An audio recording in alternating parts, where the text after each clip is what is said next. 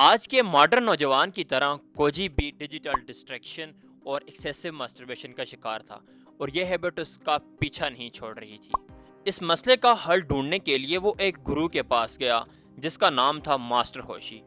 کوجی نے اپنی بری عادت کا ذکر کیا اور کہا کہ میں اس ہیبٹ کو چھوڑنا چاہتا ہوں۔ ماسٹر ہوشی مسکرائے اور اسے سیلف اویئرنیس اور سیلف اسٹرینتھ سے ریلیٹڈ ایک کہانی سنائی کہ ایک فشر مین تھا، وہ مچھلی پکڑتے ہوئے پائپ سموکنگ کرتا تھا تاکہ اس کا زیادہ فوکس ہو سکے اور زیادہ کنسنٹریشن ہو سکے اور وہ آسانی سے مچھلی پکڑ سکے، پر یہ سموک اس کو ڈسٹریکٹ کرتا تھا اور مچھلی کی موومنٹ کو وہ مس کر دیتا تھا۔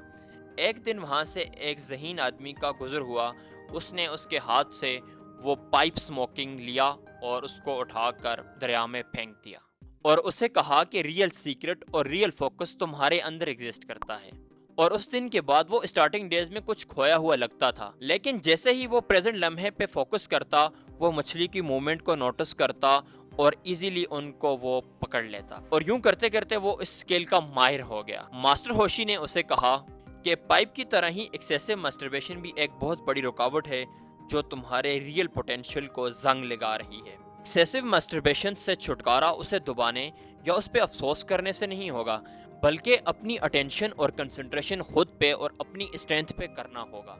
اور یوں سیلف ڈسکوری اور سیلف ڈسپلن سے ایکسیسو ماسٹربیشن سے جان چھوٹ جائے گی۔ اس کے ساتھ ہی کچھ اور ایسے خاص ٹرکس یا خاص سیکرٹ پوائنٹس ہیں جن پہ عمل کر کے آپ ایکسیسو ماسٹربیشن سے بچ سکتے ہیں۔ سب سے پہلا کام آپ یہ کریں کہ آپ لکھیں ایکسیسو ماسٹربیشن یا ماسٹربیشن کرنے کے بعد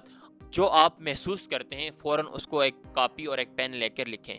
کہ اس نے مجھے کیا دیا اور اس نے مجھ سے کیا لیا۔ ماسٹربیشن کی اس عادت کی جگہ پر آپ نئی ہابیز ڈیولپ کریں، نئی ہیبٹس کو اپنائیں تاکہ اس کو آپ ایزیلی ریموو کر سکیں اور اس کی جگہ پر نئی چیزیں آ سکیں۔ نیچر سے جڑنا اور ایکسرسائز کرنا بھی بہت زیادہ ضروری ہے، کیونکہ جب آپ ایکسرسائز کریں گے تو آپ کے مائنڈ میں ڈوپامین آپ کو ملتا رہے گا، اور آپ کا وہ جو ڈوپامین آپ ماسٹربیشن سے لے رہے تھے وہ آپ کو ایکسرسائز اور نیچر سے ملے گا۔ ایز اے ریزلٹ یہ ہیبٹ آپ کی خود ہی آپ سے جدا ہونا شروع ہو جائے گی۔ ماسٹربیشن کی اتنی بری لت ہوتی ہے کہ آپ اس کو ایک دم سے نہیں چھوڑ سکتے، آپ کو اس کو اسٹارٹ میں لمیٹڈ کرنا پڑے گا۔ اگر آپ ڈیلی کرتے ہیں تو آپ اس کو ایٹ لیسٹ ایک ویک میں کریں کہ میں ماسٹربیشن خود اپنے لیے ایک قانون بنا دیں، ایک کلیہ بنا دیں